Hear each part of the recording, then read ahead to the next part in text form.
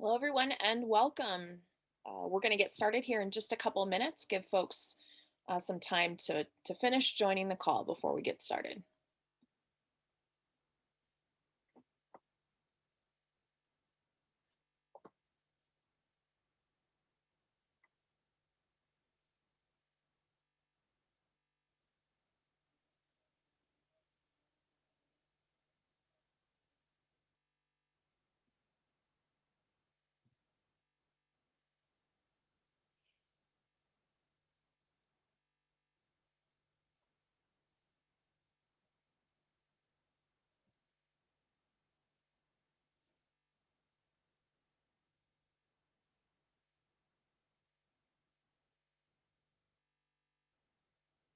For those of you that are just joining, we're going to wait just a couple of moments. I see attendees are still trying to come in, and we want to let everyone that would like to get in before we get started.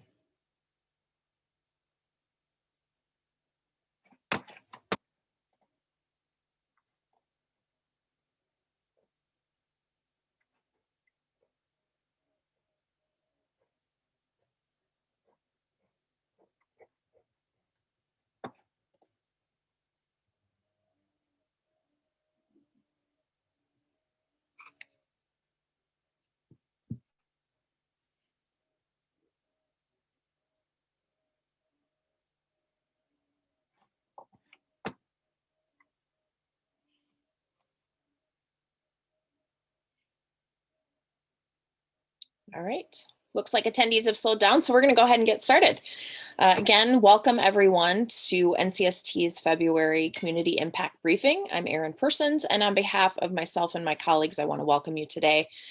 We look forward to a great call lineup. We've got a fantastic speaker, and we will also have a short policy update at the end, so please stick with us.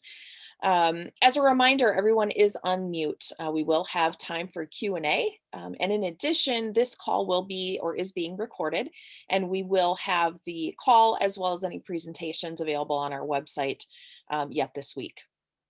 You are muted. You can ask questions a couple of different ways when we get to that point.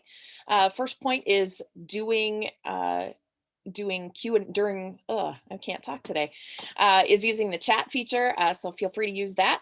And the next piece certainly is the Q&A. So either of those, go ahead and, reach out to us if you've got questions during the presentation, and we will go ahead and call on you. We can also unmute you if you'd like to ask your question directly.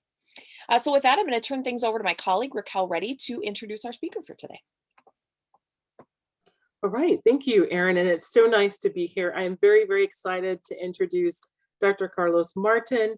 I'm going to just read a quick bio so that everybody has some background on you, Carlos, and then we'll hand it back over to you. So it's my pleasure to introduce you. Dr. Carlos Martin is a project director at Harvard's Joint Center for Housing Studies, who's over the Remodeling Futures Program and has over 25 years of experience researching housing technology and the physical quality of existing homes. Very important for all of us today to hear this. Dr. Martin's research on green housing, disaster mitigation and recovery, substandard housing, construction, innovation, and the construction workforce, how it connects the bricks and mortars of existing housing to its social outcomes. Carlos came to the center from the Urban Institute, where he was a senior fellow. He also currently serves as a David M. Rubenstein Fellow at the Brookings Institution's Metropolitan Policy Program, and also serves on several National Academy of Science committees. He has previously served on advisory boards for HUD, the EPA, and FEMA. Dr. Martin received his BSAD in architecture from the Massachusetts Institute of Technology and his master's in engineering and PhD degrees in civil and environmental engineering from Stanford University. So we'd like to welcome you today to the call, Dr. Martin, and we are very excited to hear about your presentation, Housing, Climate Adaptation, Equity, and Community Change. And I'll hand it over to you. Thanks. Thank you so much. No, thank you. I appreciate the invite to speak to this group and for the lengthy introduction and bio. I apologize for that. For me, it's a real pleasure to be speaking to this group in particular. So the slides that I'm going to show I presented in other fora, but for this group, has special meaning for me, especially because the kinds of challenges that we're going to be seeing due to the effects of climate change are going to have similar strategies and approaches that you all have been dealing with for economic shocks in a lot of communities and how to stabilize them. So I'm really excited. I'm going to try to go as quickly as possible through my slides because I'm really excited about the questions and the ideas that you all might have about how you've been addressing community stabilization over the last several decades and how that can inform how we approach this subject from an environmental stabilization perspective. All right. So I'm going to go ahead and start showing the slides. So I mentioned that these are great audiences that I like to speak to. And part of the reason is that what I like to do is make sure that there's a consistency of terminology and of understanding around what the effects of climate change are going to be at a very local level, community level, and the housing level. And part of the challenge is that there's a lot of confusion by politicians, by activists, by scholars about what the effects are and how they're going to play out in different places. Here's a case in point. Climate change is driving more severe flooding across the country, the latest example being from the Northeast United States. But an NPR investigation finds the top federal housing agency is selling flood-prone homes to families without fully disclosing the risk. At the same time, the federal government is spending millions of dollars to move people out of flood zones.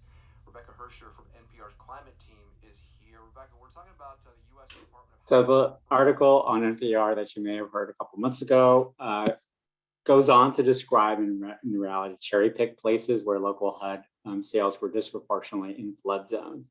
So that article doesn't quite get the whole story right. I mean, HUD's role in disclosure laws, as well as its role in and its effect on local housing stocks is a little overplayed in some cases. But what's good about the NPR piece is that it shows that there's a broader lack of principles and consistent policy in the federal government and as it relates to state and local government. So the short story is that there barely is any federal investment in housing resilience. And what there is not quite equitable. But like community stabilization policy, there is a contradiction in how we're thinking about climate adaptation. So the nuanced story, though, is that this is a work in progress. And so the four big takeaways that I want you to think about are, first, to make sure that you understand the range of exposures that are going to happen from climate change's effects.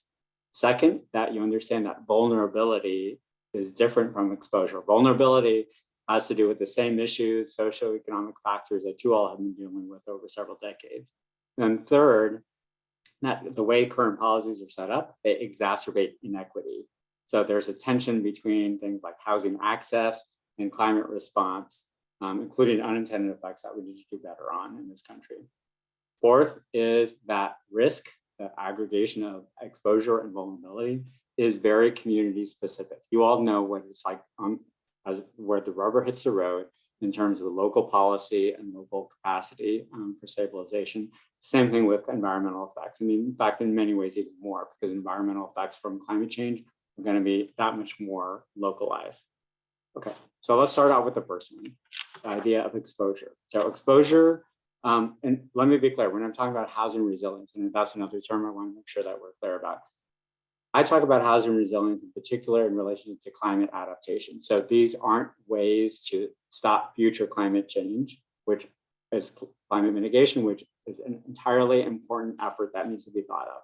How do we reduce energy consumption in homes, particularly making sure that we do that in an equitable way for people who currently live in energy poverty and have energy burdens. So I'm talking about the flip side. So what happens when the effects that we're already seeing now shape our communities? So confluence of climate adaptation, hazard mitigation, you may have heard managed retreat, so actually displacement of communities, all because of climate change's effects. So exposures mean, what do homes need to become more resilient? What is a hazard? What are the actual hazards that are going to affect the homes? And what is the likelihood that a specific community is going to face that hazard? So a couple of points that I want to make sure we think about. The story that really launched a lot of shifts in the resilience world was Katrina. As we know, there were 800 deaths, $125 billion in damages in late August 2005. And particularly, it was transformative for the New Orleans region. There's a lot of confusion regarding how to rebuild, how to recover, including how do we think about making sure that future recovery, future preparations for the next event were going to be equitable in addition to all of the inequities that we saw in the recovery process itself. So Katrina is transformational in a lot of ways. One, we saw how poor the US emergency management response was, but also this idea of long-term recovery and how do we make sure that future preparations and mitigation for events were going to be more responsive to local needs, as well as local potential demographic and economic changes that we're going to be seeing in Katrina for decades after the fact. But there are other big events that often get forgotten when we're talking about things like major disasters that are climate related. And what you see, of course, is the Boot Lake fire in Oregon in 2021. It was an evacuation site from the Boot Lake fire. So these big events are definitely becoming more severe and more frequent in the US. We're already seeing that. We're seeing that every year now. Major multi-billion-dollar events occurring now at the rate of like 3 to 4 per year across the country. But the challenge is also the range of thinking about the long-term conditions. So when we have these crises, we become very crisis-oriented, and we're not dealing with the fact that we have to be prepared at all points, even when the weather, there are sunny skies on top of us. So not just when the disaster strikes, we have to think of the resilience as a long-term condition. Second is that big disasters don't reflect all of the kinds of climate change effects that we're seeing. These are what I call the death by 1,000 little cuts. We're increasingly seeing more chronic hazard effects. So this is increased temperature, sea level rise, and I'm sure you all saw the report this morning, yesterday evening from NOAA, showing that there's a predicted 1 foot rise by 2050 among coastal US. So these chronic longer term processes that are occurring, similar to economic shocks that you all have been dealing with in deindustrialized cities. We're going to see that as pronounced as we're seeing these specific acute events. So it's important to make sure you're thinking about both of these at the same time. So what does this mean for homes and communities? Let's just take one of these climate effects, and that's sea level rise as one that I'm particularly concerned with and how it plays out at the state and local level. From projections from colleagues at First Street Foundation, we know that just looking at the Boston area, in the city of Boston, 19,283 properties are already at risk right now. And within 30 years, that is by 2050, that 1 foot flood projection that NOAA came out with, about 27,000, almost 28,000 will be at risk. That's almost 1/10 of Boston's housing. And that's just from the flood risk.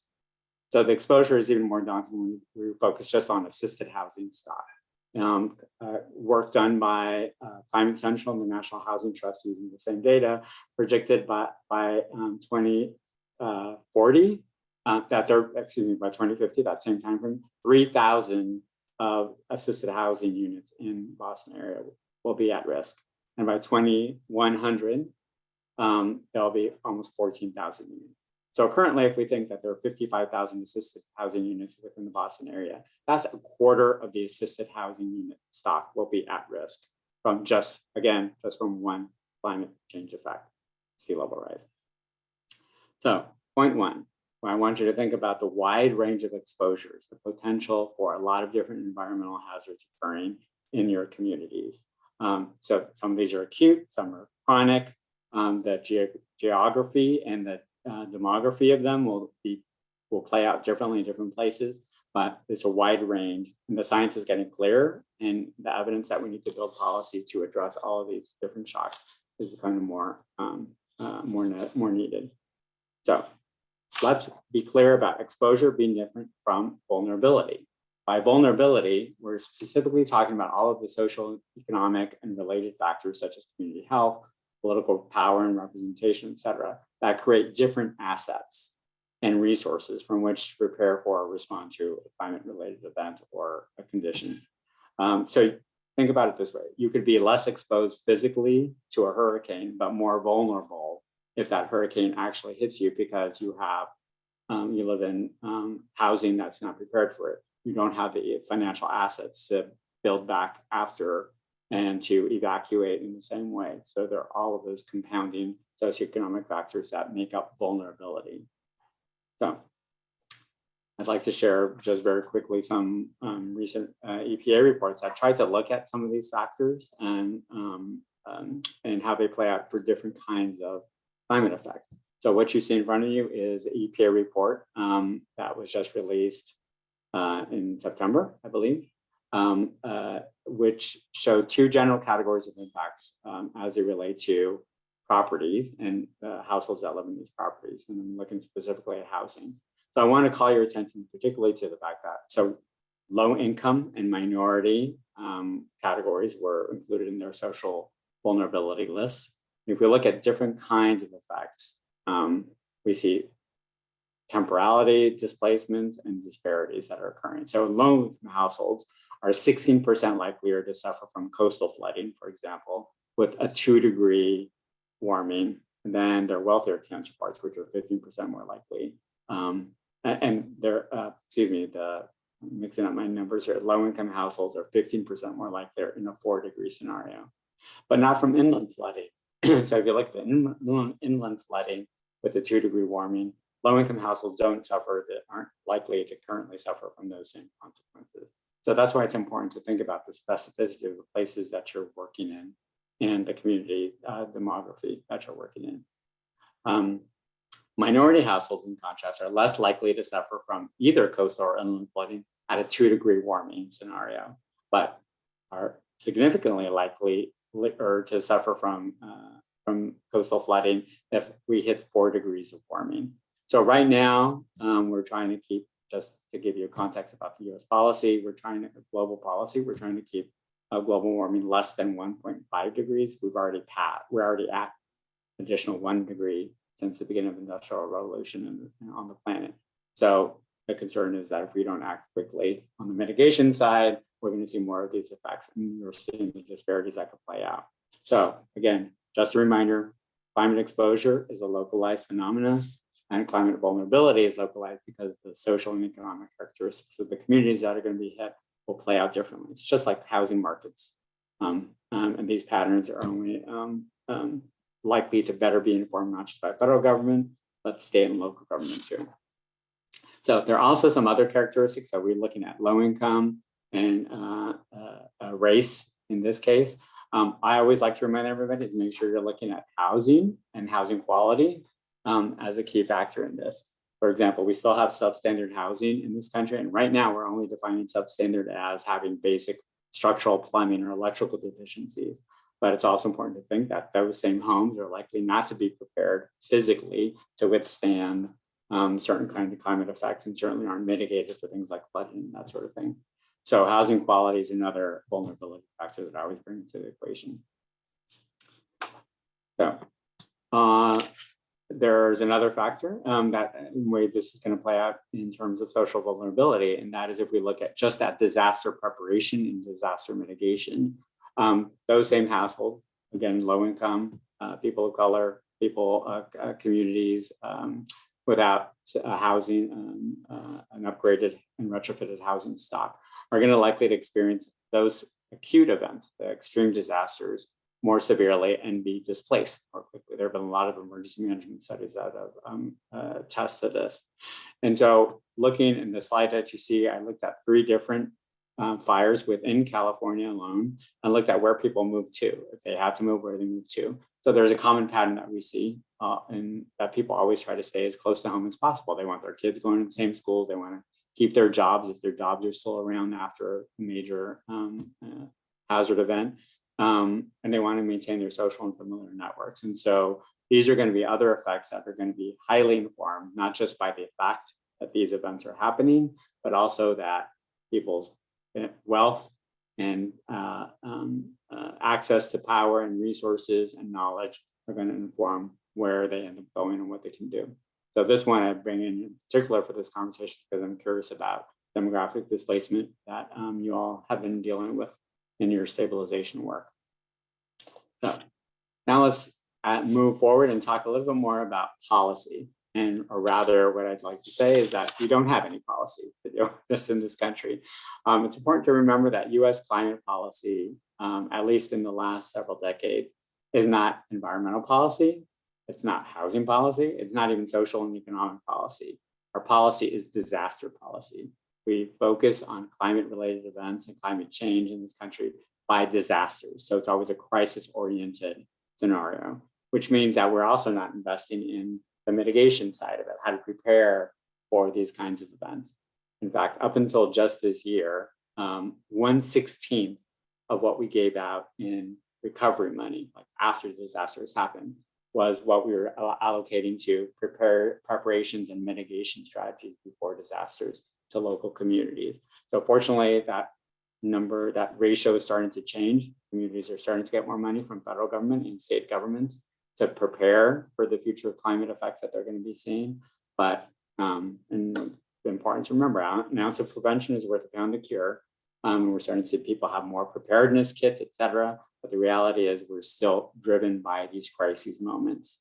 And that means that when we're dealing with a crisis, we're only dealing with property and not people. And we prioritize property and property replacement and rebuilding more than we deal with the people and the consequences of what they have to do. But it also means that we're only basing everything on past precedent, right? Rather than thinking about what the future is going to be like. So let me move forward just to give you a sense of the kind of money that we're spending out in the post-event scenario. So as you can see, it's a lot of money. We're spending, I've already mentioned that we have billion-dollar events every year now. I believe last year we had 4, but I could be incorrect in that. Certainly 2017 was a big number boost in that because we had Hurricane Harvey, Hurricane Maria, and Hurricane Irma. So you see the peaks that we're seeing. And this is just annual supplement, federal relief fund appropriations.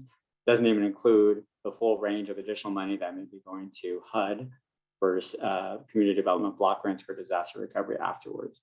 But you see, we're spending a lot more dealing with the crisis rather than after the crisis, rather than dealing with the crises that we're going to see before the crisis happens.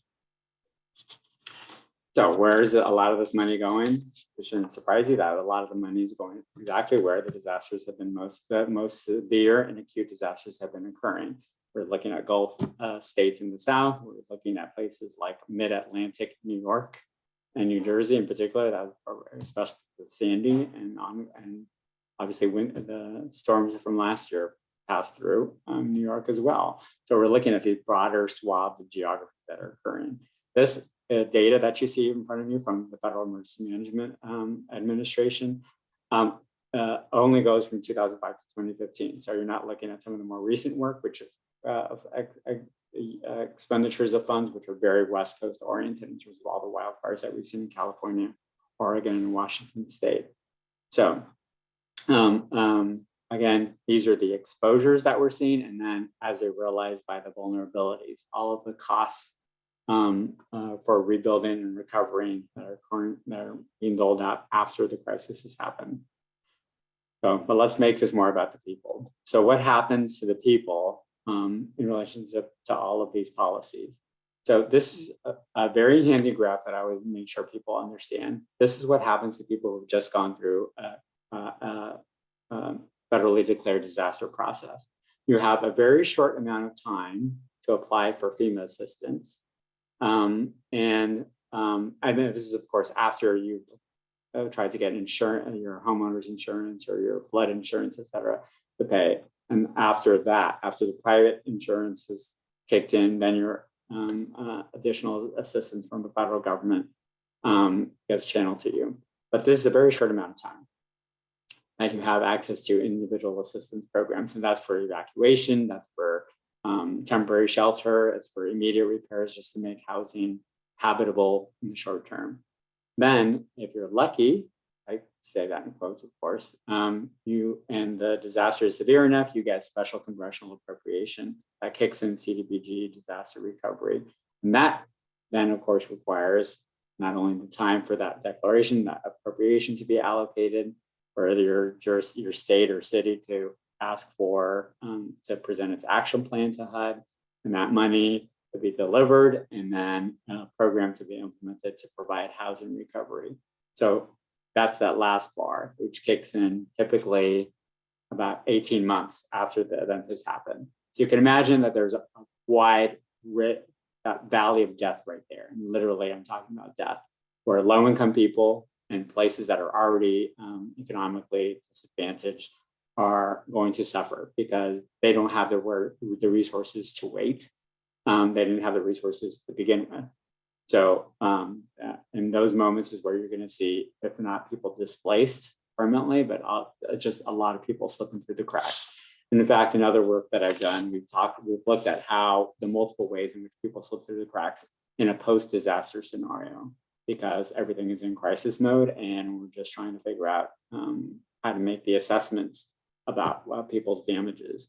So everything from damage assessments all the way through how people can apply to aid, like literally on if they have internet bandwidth, they can go to a center, a FEMA center or a state emergency management center.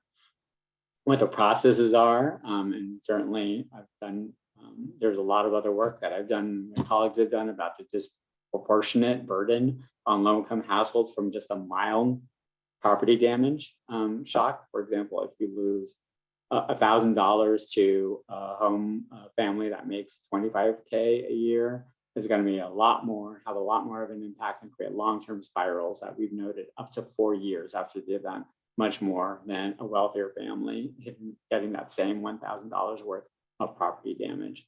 So there are all of these gaps that lead up to these delays that then in turn people slip through the cracks from. And once they get this money, most of the money is used for homeowners. It's used in rebuilding housing activities.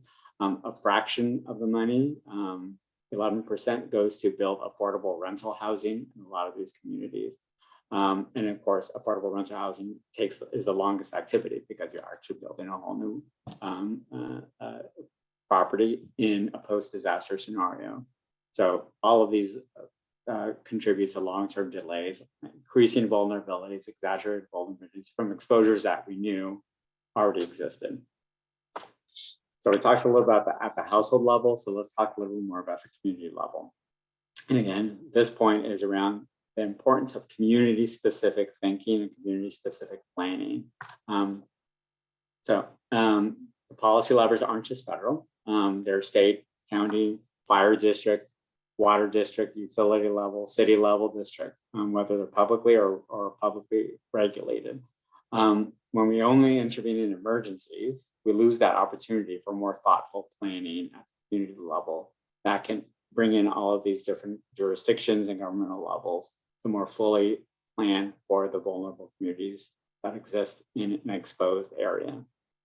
But let's talk a little bit more about the community effect. So I've talked about the likelihood that individuals are more going to struggle financially before, that are already struggling before disaster strike will struggle after the fact. But how are communities sharing information and preparing people for their own resilience? In a separate study that we did, we looked at in the greater New Orleans area. We actually did a fully representative survey of homeowners who purchased their homes after Katrina up to 2018, and looking at how many had done mitigation activities versus preparedness activities. And when I say preparedness activities, those are like having your emergency kit, having your documents in a safe place that can easily be taken in the case of evacuation, having an evacuation plan, those sorts of activities. Mitigation activities are things you do to your house, strengthening your roof, putting in storm shutters, making your basements flood-proof by moving your mechanical equipment up, those sorts of things. And as you can see, we've done a fairly good job with preparedness activities. Most people reported 5 different preparedness actions in their plan, but we still haven't done a good job of dealing with actual physical risks, the mitigation activities that can help prevent communities from suffering through these these events. So the majority, as you could see, of people, between 60 and 70% of the survey respondents in our survey said they hadn't done a thing about mitigation in relationship to their home. Fortunately, and I alluded to this before, that there is some federal movement to make sure that we're giving more mitigation funds, more preparedness funds to communities now. It just started happening, in fact, this past year. And there are other things we could talk about in terms of state and local policies that can inform local preparedness, local mitigation activities. But I want to talk a little bit more about this current set of funding that happened. And again, this is very community specific. This is the BRIC program, the Building Resilient Infrastructure in Communities Grant Program, that had its first tranche of awardees this past year, going to specific communities that were proposed by state governments after checking all of their local potential needs. And what you see, the purple circles are the amount of money for applicants, so people who applied and wanted to get money. The blue, the teal circles are the ones that are actually approved for further study. So there's a clear sort of interesting geographic bias about what places are viewed as being the ones that should be moving forward. Clearly, there are a lot of technical capacity issues in a lot of places in this country and their ability to present good proposals. This is a competitive grant program, not a formula grant program, unfortunately. So if we look at the range of projects that were proposed, a lot of these were levees and flood walls to prevent flooding. A lot of it was just basic mitigation planning that a lot of communities haven't done. How do they prepare for the event?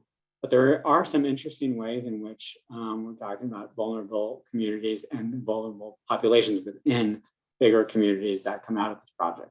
So I'm going to pass this to the radio again. Helena says questions about fairness have been coming up in the community as they've been hearing about these plans to build a levee. Their plan included Facebook, that we had to share our resources, which they're supposed to be protecting us with Facebook. And it was kind of irritating. Here's how it breaks down. To build the new levee, East Palo Alto is putting in $5.5 million. Facebook is putting in a bit more, $7.8 million. That's enough to protect just one section of their campus, not the whole thing. And the company's revenue is 2,000 times greater than East Palo Alto's city budget. Wow. The federal government, through FEMA, just preliminarily awarded the project $50 million, and hundreds of other projects around the country, who also applied for that funding, including low-income communities, got nothing. So they're referencing a project in East Palo Alto, obviously, that got approved. That's the biggest teal circle that you see on the left-hand side. San Francisco Creek project, which is meant to rebuild this a levee in a natural wetlands in the Bay, in San Francisco Bay, off of East Palo Alto. So it actually is protecting 1,000 homes in East Palo Alto, in addition to protecting what's right behind those homes, Facebook headquarters. So the question is, how do we balance out who the beneficiaries of these projects are, and making sure that we really are targeting the households that are most in need and have the least amount of resources to be able to do those preparations on their own. In short, let me give you some policy recommendations that we always bring up. One, we definitely need more money. That is community defined. We need resources to prepare for these kinds of activities and to prepare communities in the long term. Now that means that there is major infrastructure that needs to occur, but there are also a lot of social programs that need to be thought of that can help benefit a lot, particularly communities that have very strong social cohesion and need to maintain some sort of cultural semblance in this planning process. In some cases, this work is going to include bringing in conversations around whether people should be moved. This is a big debate that's going on right now about what gets picked to be moved and what doesn't. There are examples, for example, the Ile de Jean Charles in Louisiana, the Newtox in Alaska that were, with federal funding, full scale moved to other places.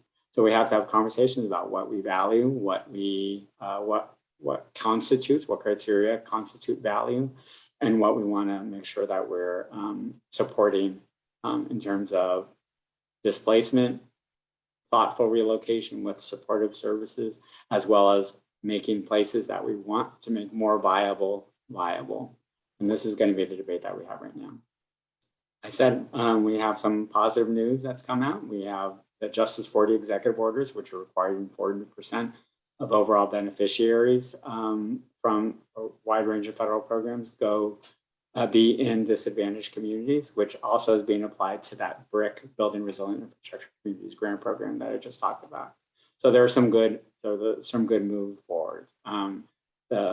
Many of you may have seen this over the last year. There has been legislative reforms of the National Flood Insurance Program. There have been listening sessions from the Federal Housing Finance Agency on whether how Fannie Mae and Freddie Mac are exposed for climate risks and how they should be more thoughtful about how to transition so that we don't use climate exposure as a new red line for communities and disinvesting in certain communities, which will obviously have massive effects on destabilization in those communities that the kinds that you have already seen because of economic reasons. So I ran through a lot of different topics, and I wanted to do that purposely because I wanted to really listen in on what you all are seeing. So I'm happy to pause there, but I do want to think we're looking at climate risks and likelihood of climate destabilization, community destabilization, I should say. So what does this look like for communities like those that you've been working in, but in places that are going to have high climate and environmental exposures? So let's start that conversation. Wonderful. Thank you so much, Carlos. You know, as I take a look and listen to what you presented, it never ceases to amaze me the number of different places where folks and communities can be left behind.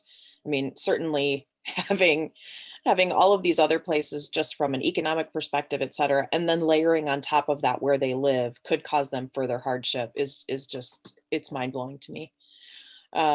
We do have a question with regards to the chart of money spent going back 50 years. Do you have data on those costs when adjusted for inflation?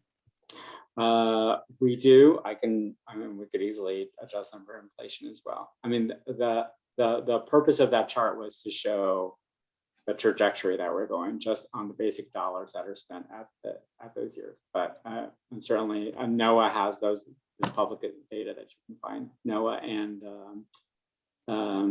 GAO have both done studies where they just account for inflation. Excellent. Certainly Carlos is available for any other questions that folks have. I'm not seeing any just yet, so we'll give folks a second. As a reminder, you can ask questions either in the Q&A or in the chat, and we're happy to answer in both places. Are there a couple of additional questions that have come up? One, are there examples of communities requiring resiliency investments preemptively before projects are approved? Yes, they're very much there. And it depends on the jurisdiction. We're starting to see this play out certainly much more in places after Katrina, going back to Katrina in Louisiana. The problem is that in terms of making sure your properties were elevated, if they were receiving funds, the problem was the flood maps weren't fully thought out and weren't fully communicated. So people didn't know what they were supposed to do for their own rebuilding efforts. So that's the challenge. So what are they going to do in their communities based on what science? So the positive is that Biden reinstated the federal flood management standard. So after Trump had taken it away a month before Hurricane Harvey hit Houston. So any new investments that have federal dollars must account for at least flood risk, let alone any other kinds of risks that were of the climate effects that we're talking about. So there's some movement at least to make sure that new investments are not going to be in harm's way. The challenge that I have is that, well, most of the properties in this country, particularly homes, already exist. 99% of homes exist right now. Even though we're adding to those stocks and we're remodeling those stocks, the new building codes and new development standards don't apply to where we already live and many of the communities that you're already dealing with. Absolutely. A couple of other great questions. First one, financing strategies. So what sorts of financing strategies are out there that homeowners and renters could access outside of federal funding to retrofit their homes? So, a lot of it's state-based. Fortunately, some private insurers, for example, you may have heard of the, of course, soon as I come up with this, the IBTS, the insurance safe home program that allows you, if you do certain activities, you get a reduction in your premium. So I would say check with your insurer. And certainly if it's national flood insurance, they're intended there to help provide some resources, not only for retrofit, but also potentially for buying out your property if it is severe repeat loss property. Excellent. But for renters, Not a lot. there's very little that you can do to prepare. That's unfortunate. Can you talk a little bit more about what's happening around managed retreat in the US and some possible international models? So I mentioned Newtok and Jean Charles in Louisiana, Newtok, Alaska, Jean Charles, Louisiana. They're the only two cases in the United States that we have a federally invested funding for managed retreat for moving whole communities.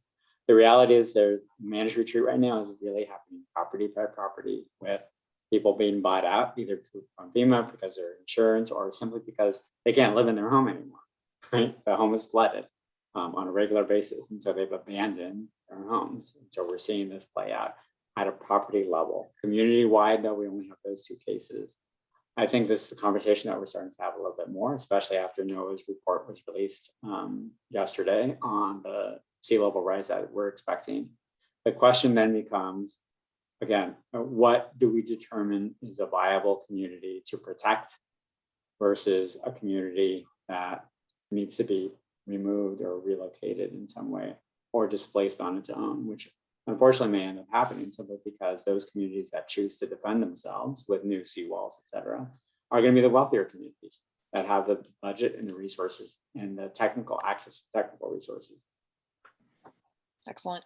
We'll take one more question here. How are policies mitigating against new code requiring new build versus renovation in exposure areas, which could have a negative impact on preserving affordable housing, such as in Tampa, where they have various code restrictions impacting such?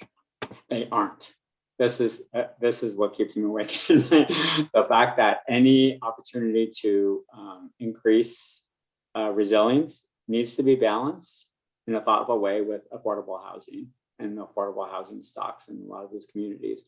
So the questions that I get from a lot of cities are, well, if we build, what can we do? It's build in less exposed areas of their communities or their counties, right? So, but most places, including Tampa, already struggling with a housing crisis. I mean, there are very few places in this country that don't have a housing crisis right now in terms of affordability and access. So that's where we're starting from. Overlaying that inability to build in certain places, or the desire not to build them, I should say.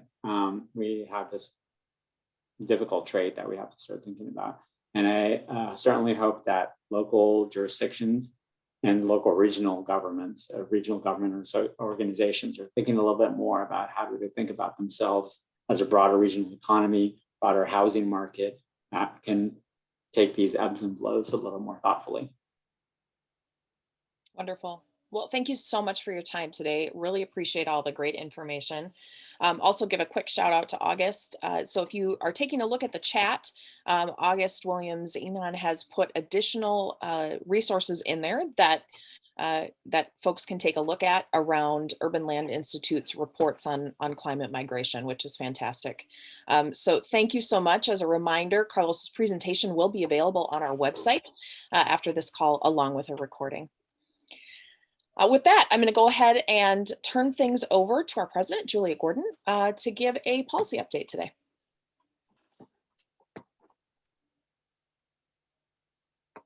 Everyone, I am talking from outdoors. I'm not sure if you can hear me. I was thinking you had enough questions that I could make it into my car, but I'm still like a block away from my car. But I did want to come on and provide a brief policy update, as well as discuss, something else very important to NCST. So we'll start with policy, which is mainly to say there's not a whole lot going on right now. I think everyone is aware that the legislation in Congress that included the housing provisions like neighborhood homes has stalled out pretty definitively. And I think Chris Siglin told you last month, while there is a chance some pieces of that bill will get broken up and passed in some other way, for right now, we don't expect any kind of imminent new programs coming from Congress. So the activity that we're doing right now relates almost exclusively to working with regulatory agencies.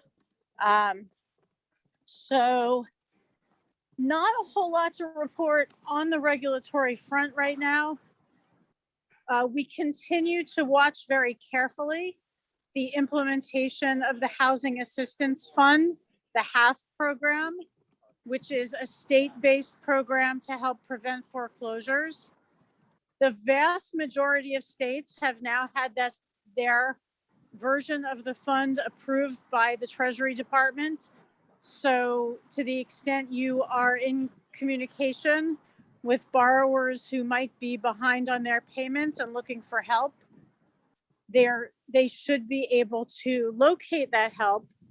The CFPB, the Consumer Financial Protection Bureau, has a place that you can go on their website to go to a 50-state map and link directly to whatever state you're in and find out the provisions of their plan.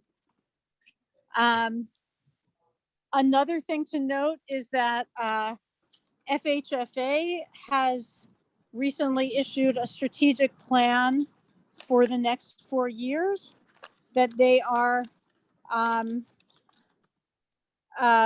seeking input on from the public. And so I definitely encourage people to take a look at that. There's not a whole lot else going on.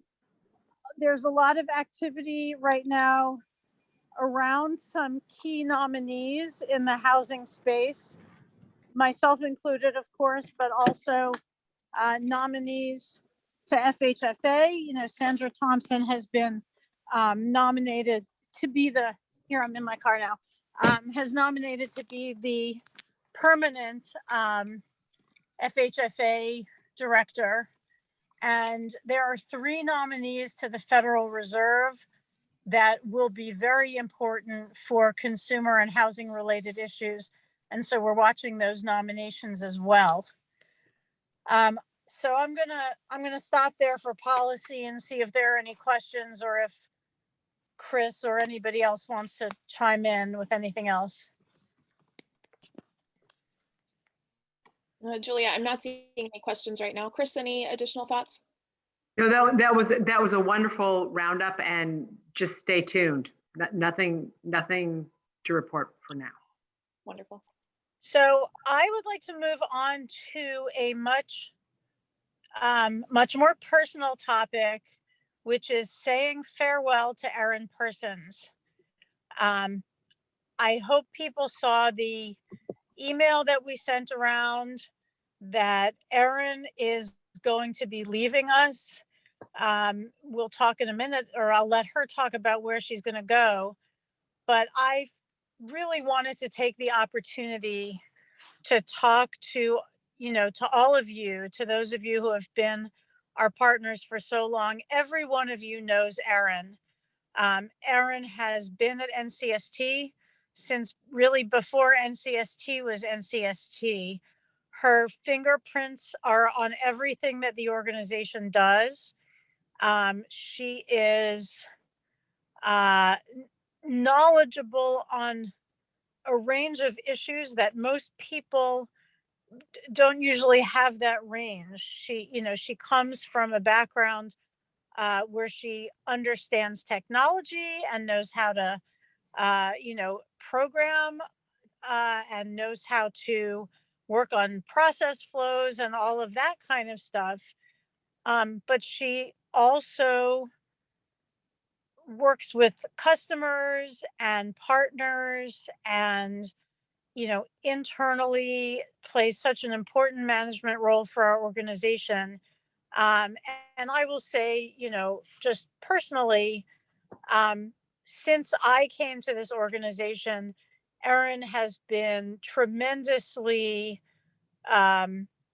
generous with her time, always willing to talk about any topic, creative, innovative, every day putting her best work in trying to find new opportunities for our local partners.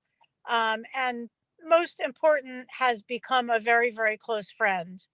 And it is very, bittersweet for NCST to say goodbye, but I wanted to give this tribute and certainly open the floor for anybody else who wants to do that.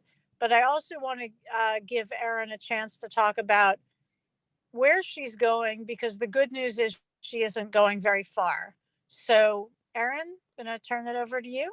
Oh, thank you so much for the kind words. And I have really loved my last 13 years here at NCST. I've so enjoyed working with all of you, and I feel fantastic about the fact that I'm going to continue to be able to work with all of you. So effective March 1st, I will be at auction.com. I will be the Vice President of Government Relations and Community Development. It's a brand new role at auction.com to address their desire to really be in this mission-oriented space of affordable housing. And so I look forward to being able to work with all of you. I do encourage you to reach out to me at auction.com because I will still need to and want to hear from all of you.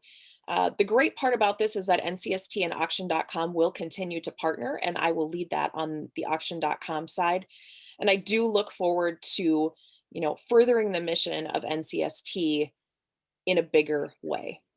So thank you so much for all of your partnership over the years. I leave you in very capable hands here at NCST, and look forward to hearing more about all of the wonderful things that you're doing in your communities. With that, just want to encourage everybody to attend next month's call. Next month's call will be on March 16th. And although the speaker has been not completely determined yet, we had a little last minute switch. Please watch your email for information about that. So signing off on my last community impact briefing. Thank you to everyone, and we would look forward to talking with you soon. Erin, best of luck to you from everybody here at NCST, and I'm sure everybody on this call.